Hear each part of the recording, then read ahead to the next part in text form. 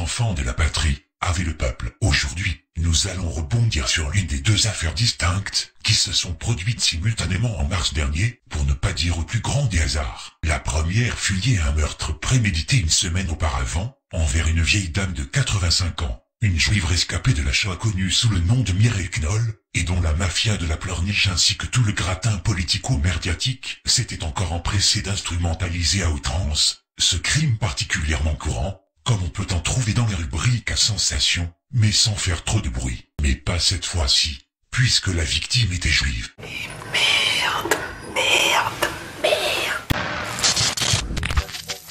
Elle s'appelait Mireille Knoll, elle avait 85 ans, elle avait échappé de justesse à la rafle du Veldiv de juillet 1942 en s'enfuyant de Paris avec sa mère. Son corps a été retrouvé dans son appartement du 11e arrondissement de Paris où elle vivait seule, en partie carbonisée et lardée de 11 coups. Je suis d'autant plus touché que c'était une rescapée de la Shoah et que j'ai appris cette nouvelle en sortant de Yad Vashem. C'est donc une concordance de situation qui m'émeut particulièrement. Je vous le disais dans les titres, l'émotion est vive après le meurtre particulièrement odieux en plein Paris d'une octogénaire rescapée de la rafle du Veldiv. Mireille Knoll a été retrouvée poignardée dans son appartement incendié. 2 suspects ont été mis en examen pour homicide volontaire à caractère antisémite. Les juifs ne sont pas en sécurité en France. C'est le constat qu'il faut faire. Vous êtes juif, il faut le cacher. Et vous pouvez pas mettre une mezouza à l'extérieur de votre porte. Dans certains départements, dans certaines zones, vous êtes attaqué chez vous. C'était il y a 3 jours et la justice française vient de mettre en examen 2 suspects pour homicide volontaire à caractère antisémite. De longues années, effectivement, où l'antisémitisme est banalisé dans les comportements, dans les paroles, dans les actes. Et ce qui s'est passé montre effectivement que ce combat est encore à mener sur ce sujet. Son corps a été retrouvé frappé de 11 coups de couteau dans son appartement incendié. Dans le quartier, les voisins sont encore sous le choc. Monsieur, comment elle était, Madame Knoll? Madame Knoll était handicapée. Dans un fauteuil roulant, elle avait 85 ans. C'est une rescapée de la Shoah, c'est tout ce que je peux vous dire. Nous avons, en France, un certain nombre de problèmes culturels auxquels il va falloir résister avec beaucoup de force et qui sera le combat d'une génération. Pour le parquet, il s'agit bien d'un crime antisémite. Mireille Knoll, une octogénaire, a été assassinée vendredi dernier à son domicile parisien. Une information judiciaire avait été ouverte hier pour assassinat en raison de l'appartenance vraie ou supposée de la victime à une religion et sur personne vulnérable. La communauté juive a réagi vivement. Dans l'immeuble, beaucoup connaissaient l'histoire de Mireille Knoll, qui avait échappé en 1942 à la rafle du Veldiv. En guise d'hommage, une photo d'elle sur la porte de son appartement. C'est l'horreur, la consternation de voir qu'en 2018 encore, une femme juive de 85 ans a été tuée à son domicile avec acharnement puisqu'elle a subi 11 coups de couteau avant que son appartement soit incendié. Et nous attendons de l'enquête déjà qu'elle se déroule dans la plus grande transparence et qu'elle nous donne les éléments exacts qui ont poussé à ce crime. Parmi les 2 auteurs présumés arrêtés, un habitant de l'immeuble que la victime connaissait depuis longtemps. Demain, en fin de journée, une marche blanche est organisée à Paris par les représentants de la communauté juive. C'est très important que toute la cité se trouve rassemblée, toutes les religions unies. La synagogue a alors ouvert ses portes à tous, les organisateurs de la marche se projetant au-delà de la simple réaction à un fait divers nauséeux. Elle était extrêmement gentille. Elle connaissait cet homme depuis l'âge de 7 ans. Comment pouvait-elle imaginer que cet homme était ce qu'il est? Des bougies, du silence, mais pour dire le respect, mais aussi l'indignation et le refus de la banalisation d'un mal qui fait qu'on vous tue parce que vous êtes juif. Ce n'est plus simplement un appel de soutien à la famille. C'est un appel à l'éveil d'une population, un appel à l'éveil de la France. Parce qu'elle ne doit pas considérer que quand on tue un juif, c'est presque normal. Environ 1 millier de personnes ont marché hier soir dans les rues de Lyon pour dénoncer l'antisémitisme après l'épouvantable meurtre de Mireille Knoll, cette octogénaire parisienne assassinée vendredi dernier à Paris parce qu'elle était juive. Les 2 suspects dans l'assassinat de Mireille Knoll sont désormais mis en examen pour homicide volontaire à caractère antisémite. Dans la foulée, ils ont été placés l'un et l'autre en détention provisoire. En l'état, pour la justice, la victime rescapée de la rafle du Veldiv a été tuée parce qu'elle était juive. Emmanuel Macron dénonce sur Twitter un acte épouvantable. On n'en peut plus là, il faut arrêter. Ça devient de plus en plus grave, il y en a de plus en plus, on n'en peut plus. Pensez à toute cette barbarie qui subsiste en fait dans le temps. Ça serre le cœur et on peut pas être indifférent. Ça n'est pas qu'un symbole, il faut que les gens prennent conscience, se réveillent et se mettent au travail. Nous allons tous perdre notre liberté si nous laissons faire. Le veilleur de pierre est l'image de ceux qui meurent pour la liberté. Mireille Knoll est morte parce qu'elle était juive, et c'est bien la liberté qu'on assassine. Qu'est-ce qu'un false flag antisémite pour les gros nuls? C'est très simple. Divisé en quelques catégories globalement distinctives, il s'agit d'un fait avéré ou non, dont on veut nous faire croire que la cause, ou plutôt le mobile serait toujours le même, l'antisémitisme. Et par conséquent, ça permet de pourvoyer le sentiment d'insécurité pour les juifs de France, afin de, d'une première façon, pousser certains à faire leur aïa vers Israël, et pour les autres, obtenir plus de pouvoir public en France, et de continuer à implanter une domination nette dans les hautes sphères. Et paradoxalement, par la victimisation qui est un vecteur à la sacralisation, on doit soumettre les goïms ou faire taire toute opposition à cette domination. Et la méthode s'effectue par l'emballement médiatique par antisémitisme supposé.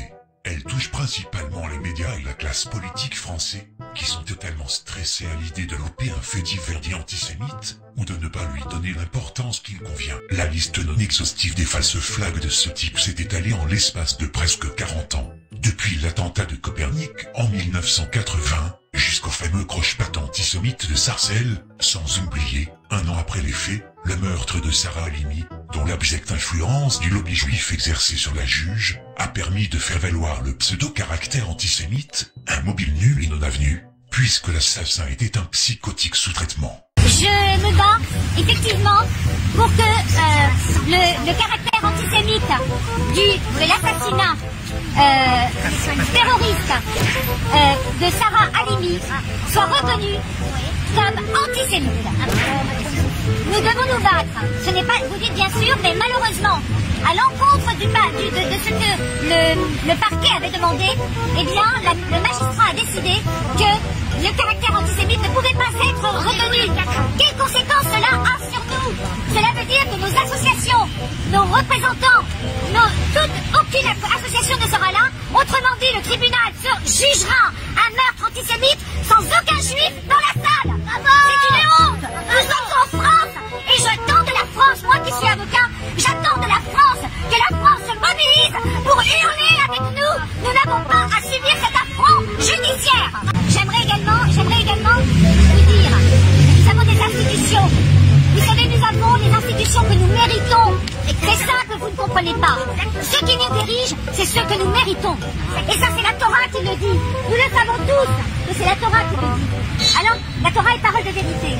Nous devons retenir de là que si nous ne bougeons pas, alors les associations et nos représentants, le CRIF en tête de liste, le consistoire pour par ailleurs, ne lèveront pas le petit doigt si nous ne nous mobilisons pas.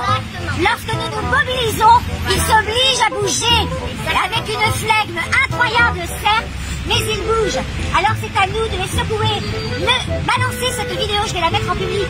Balancez-la sur les réseaux. Et convainquez les gens qu'il faut bouger. Par ailleurs, encore, il y a des problèmes à Sarcelles. Les enfants ne rentrent pas de l'école en paix. Ils ne vont pas en paix à l'école, ils ne vont pas en paix, ils ne reviennent pas en paix à la maison. C'est inadmissible. C'est inadmissible. À mon tour maintenant de remercier toutes les personnes non juives. Je vous ai demandé, je vous ai supplié de venir. Ilan Halimi, la jeune fille qui rentre de l'école juive et qui est balafrée. Le jeune garçon qui est tabassé par deux colosses. Les enfants qui rentrent chez eux qui ne sont pas en paix. La communauté juive est en grand danger en France. Alors je vous demande, et je voulais remercier les personnes qui ne sont pas juives, qui, c'est vrai, l'année dernière nous n'étions que 2 tondus, 3 pèlerins, je vous le jure que c'est vrai. Aujourd'hui je suis fière, parce que j'ai appelé aussi aux personnes non juives. Et pourquoi? Parce que Sarah Halimi, Ilan Halimi, la petite jeune fille, le petit garçon, les gens qui ont été spoliés chez eux à domicile, on fait du meurtre à domicile et de la spoliation à domicile en France. Et on nous dit que ce n'est pas antisémite. À Créteil aussi. Alors, lorsque l'on vit tout ça, à Livry-Gargan bien sûr, et partout, c'est partout. Et lorsque l'on vit tout ça, voilà, et que on n'a pas le soutien de notre peuple, le peuple français qui a gardé la tête haute jusqu'à l'année jusqu'en janvier 2015. Le 11 janvier, nous étions des millions à marcher dans la rue. Nous étions des millions à marcher dans la rue. Aujourd'hui, nous sommes une poignée.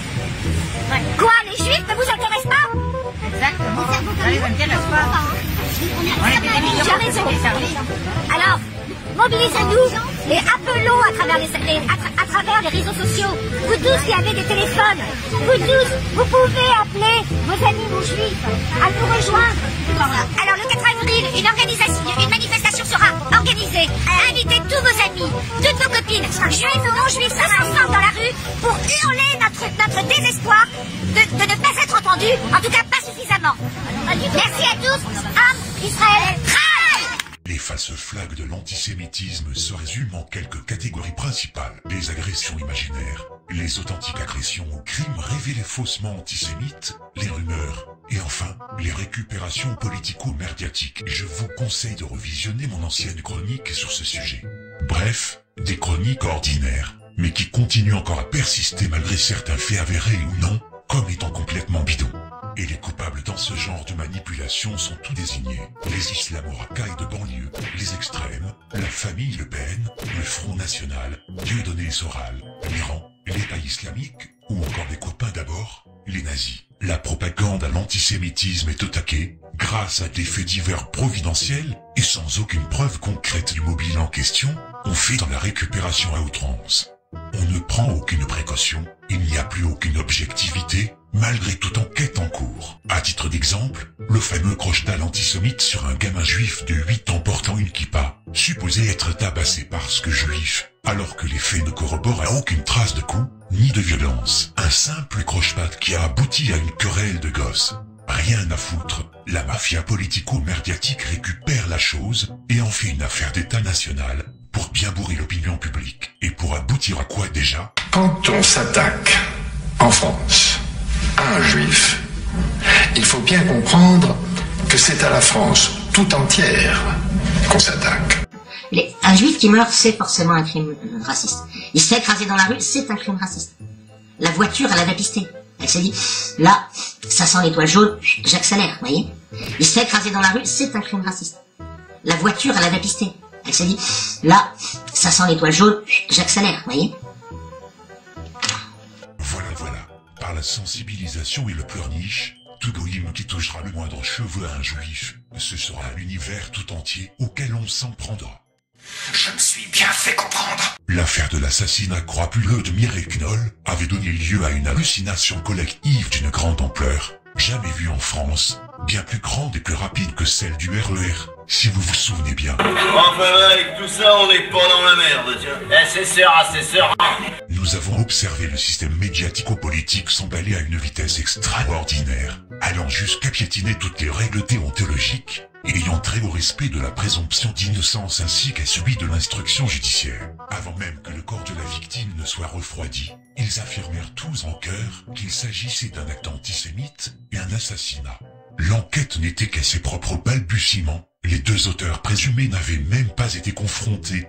Pourtant, le responsable du CRIF, le juif Francis Khalifa, et bien d'autres agents de subversion communautaire, parlaient à longueur d'antenne de ce qu'ils ignoraient. Il suffit de voir à titre d'exemple, le plus fanatique de tous les sionistes de France, le plus grand juif parmi tous les juifs, le super Meir Habib, dont il n'est plus utile de présenter. Ce député considérablement névrosé avait osé affirmer avant même que l'enquête ne commence, que les auteurs étaient des islamistes. Point final, c'est pour vous dire. Complètement branque ce connard.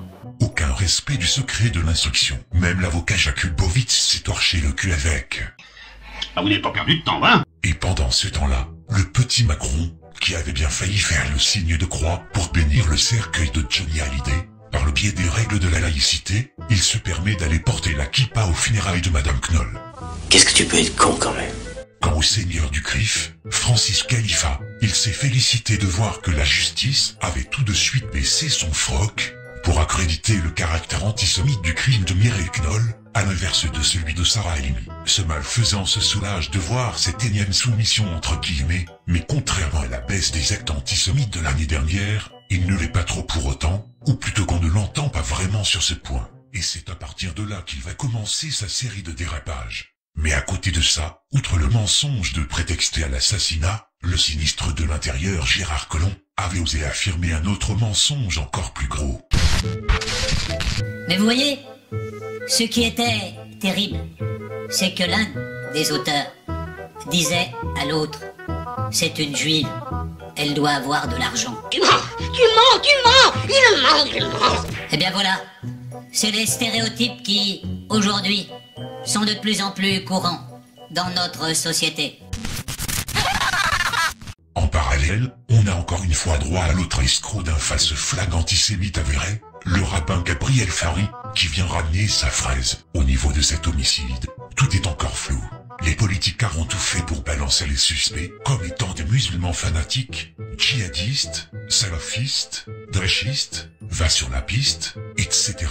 Or, le profil des suspects n'a strictement rien à voir avec celui dont on veut nous faire avaler. Âgé de 27 ans, le dénommé Yacine, voisin intime de la victime depuis 20 ans, n'avait aucun signe d'antisémitisme selon un dénommé Félix, autre voisin juif et survivant de la Shoah, qui connaissait très bien le suspect. Mais entre-temps, 2 points à préciser, bien que l'autre suspect est supposé complice de Yacine, un dénommé Alex, condamné à 40 reprises pour un tas de délits en tout genre, Yacine, quant à lui, fut condamné à 7 ans de tôle pour pédophilie, sur la fille de l'aide-soignante de la future victime, c'est pour dire. Et comme la manipulation est de rigueur dans cette histoire, à titre d'exemple, un extrait de reportage diffusé par France 2 avec un joli bidouillage au montage pour orienter et encourager les téléspectateurs à gober le supposé caractère antisémite du présumé meurtrier. Beaucoup connaissaient l'histoire de Mireille Knoll, qui avait échappé en 1942 à la rafle du Veldiv. En guise d'hommage, une photo d'elle sur la porte de son appartement. Parmi les 2 auteurs présumés arrêtés, un habitant de l'immeuble que la victime connaissait depuis longtemps. Elle était extrêmement gentille. Elle connaissait cet homme depuis l'âge de 7 ans. Comment pouvait-elle imaginer que cet homme était ce qu'il est? Le mini-extrait de l'intervention de Daniel Knoll provient d'un court extrait de son interview sur la chaîne israélienne I24 News. Le voici dans son intégralité. Ma mère avait une dame de compagnie qui habitait chez elle à titre gracieux, et elle vivait avec sa fille de 12 ans. Et c'est la mère de la fille qui a porté plainte contre cet homme, et donc il a été en prison. Mais ma mère ne se rendait pas bien compte, vous savez, elle avait 85 ans, elle avait Parkinson. Et donc, vers la fin de cet extrait, vous allez reconnaître le petit passage de cette interview inséré dans le pseudo-reportage de France 2. Et elle était extrêmement gentille. Elle connaissait cet homme depuis l'âge de 7 ans.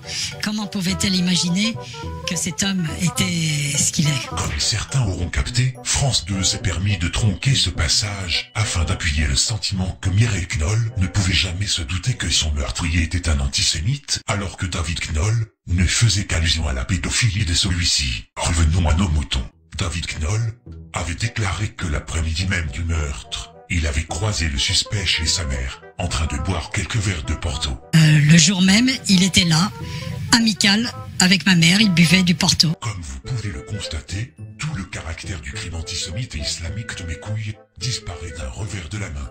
On est très loin du compte, dont on pourrait retenir l'hypothèse limpide de la morsure d'un djihadiste à l'encontre de la rouge Boulel. Mais on va très certainement aboutir à une nouvelle trouvaille pour justifier au mobile du crime. Après la supposée radicalisation express du supposé auteur de l'attentat de Nice, si vous voyez ce que je veux dire, on peut bien aussi retenir celle de la consommation excessive de Porto. Ben oui, réfléchissez un peu, voilà ce qui s'est passé en une après-midi.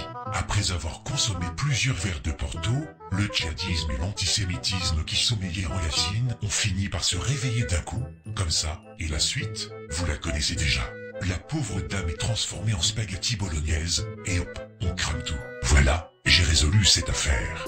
Je suis pas un innovateur, je suis pas un génie. Attention, si j'ai raison, j'en appelle à notre respectable ministre de la Santé, qui pense à la santé de nos enfants avec ses 11 picous obligatoires, d'agir au plus vite, de retirer dans les plus brefs délais toutes les bouteilles de Porto des boutiques en surface. C'est une question de sécurité nationale.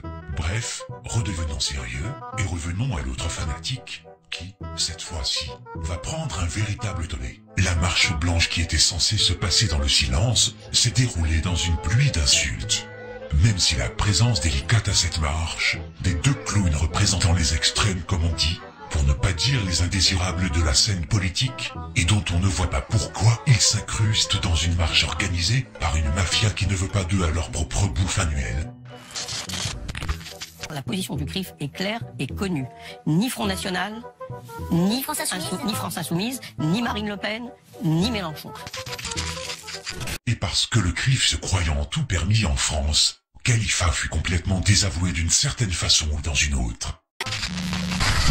Mais comment se fait-il que le CRIF, d'ailleurs, ne souhaite pas la venue de Marine Le Pen ou de Jean-Luc Mélenchon? Le CRIF fait de la politique. Et moi, j'ouvre mon cœur. J'ouvre mon cœur à tout le monde, à tous ceux qui ont une mère, c'est-à-dire tout le monde. Quand le CRIF nous parle de la haine de l'autre, excuse-moi, quand t'as ce genre de réaction, c'est à peu près la même chose, je veux dire. Mais après, voilà, il y a un passif, tu peux quand même l'entendre, même si je suis la première à être partagée. Il y a un moment, donc à ce moment-là, personne ne fait jamais le premier pas et on reste sur un statu quo, puis on continue comme ça, quoi. Mélenchon, les Insoumis, est-ce que l'on peut critiquer la politique de M. Netanyahou et être antisémite? J'espère que oui, parce que si on ne peut pas critiquer la politique israélienne sans être automatiquement qualifié d'antisémite, n'en parlons plus. L'affaire est réglée. Je pense franchement, à cet égard, j'ai peur, j'espère me tromper, que la manifestation d'hier a plus fait pour éloigner les communautés que les rapprocher. Et c'était pas l'objectif. Et je dois dire que je suis totalement scandalisé par l'attitude du CRIF qui démontre une chose, c'est que le CRIF est un valet servile, je dirais, de l'oligarchie israélienne, et je trouve ça scandaleux. Effectivement, l'antisionisme n'est pas l'antisémitisme. Je vais pas me lancer dans une explication à la fois politico-historico-sociale, mais c'est ça. Donc on peut trouver que M. Netanyahou est un peu excessif, sans immédiatement être taxé d'antisémitisme. Je l'espère, sinon c'est qu'on a tout mélangé en France. Absolument, ils n'ont pas à me dire si je dois y aller ou pas, si je suis le bienvenu ou pas. J'estime que bien que je sois juif, j'ai le droit de penser ce que je veux et d'agir comme je le veux, mais je suis totalement scandalisé par la position du CRIF. Par ailleurs, quand on appelle à une manifestation publique de soutien dans la rue, c'est qu'on veut qu'il y ait le maximum de gens possible. Et que donc cette sociologie des gens qui sont invités à venir à cette manifestation s'élargit comme un éventail. Donc de dire je veux tout le monde, mais pas Madame Le Pen et ses représentants et Monsieur Mélenchon et ses électeurs, c'est inepte, c'est le contraire même d'une manifestation.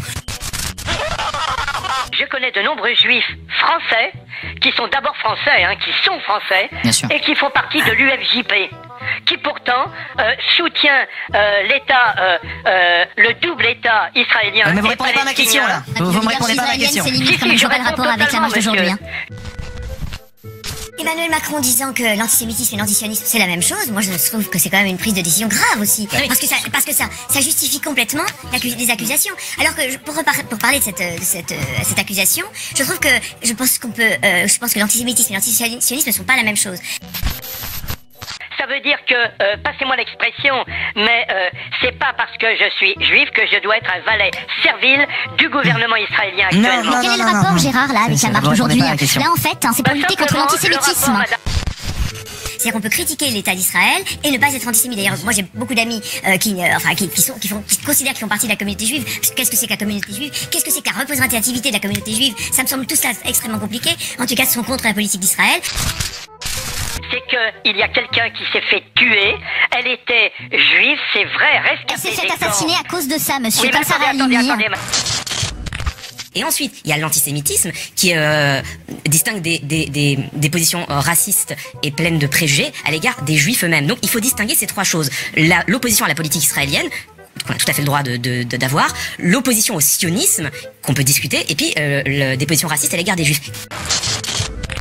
Comme 90% de ma famille pendant la guerre, et il se trouve que j'estime que j'ai le droit de revendiquer, comment pourrais-je dire, ma francisité, je sais pas comment vous dire, je suis français, et c'est une juive française qui s'est fait assassiner par deux fous, par deux cons.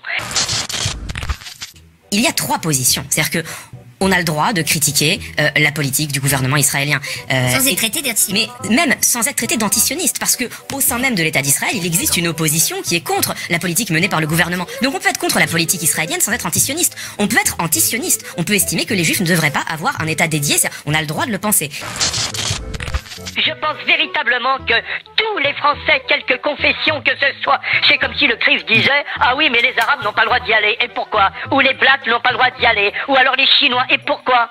De quel droit le CRIF se permet ça? Non, pour moi, ils ne le font que parce qu'ils sont serviles d'une idéologie qui est communautariste. Et ça, je ne peux pas le supporter. Soulignons au passage l'abjecte présence de l'opportuniste bouffant à tous les râteliers, Gilbert Collard, et son grand orchestre, qui n'est autre sur ce coup-là, la Ligue de défense juive à la manifestation en question, une milice d'extrême droite israélienne, classée terroriste et interdite en Israël et aux États-Unis, mais tolérée en France en toute impunité. C'est rigolo, n'est-ce pas? Rappelons quand même que Francis Khalifa était dans sa jeunesse au sein même d'une autre milice d'extrême droite bien connue, le Bétard, comme ce fut le cas pour Meir Habib, là où on le voit en train de faire un selfie en pleine commémoration pleurnicharde de la défunte en question. Et puis pour finir en beauté, on a le culot de lui filer une étoile jaune en guise de devoir de mémoire, l'indécence au service de la saloperie, parce que si cela avait été une chrétienne ou une musulmane, croyez-moi sur parole, on ne lui aurait certainement pas donné un symbole approprié. Non, c'est une juive, ça doit être un symbole, la grand-mère de tous les Français doit être juive, à genoux les sous-chiens et non sous-chiens comme on dit. Précisons tout de même que cette affaire criminelle, à peine commencée, finira par aboutir à un mobile complètement différent de celui qu'on veut nous faire avaler encore une fois. Pire encore, quelques lignes dans la presse, et ça passera inaperçu jusqu'à la prochaine mascarade. Enfin, presque. Le second acte faussement antisémite, comme par hasard, allait justement se perpétrer le jour même de la marche blanche chez la banque de l'UEJF, l'Union des étudiants juifs de France, mais ça, ce sera au prochain numéro. D'autres déclarations suivront. À très bientôt.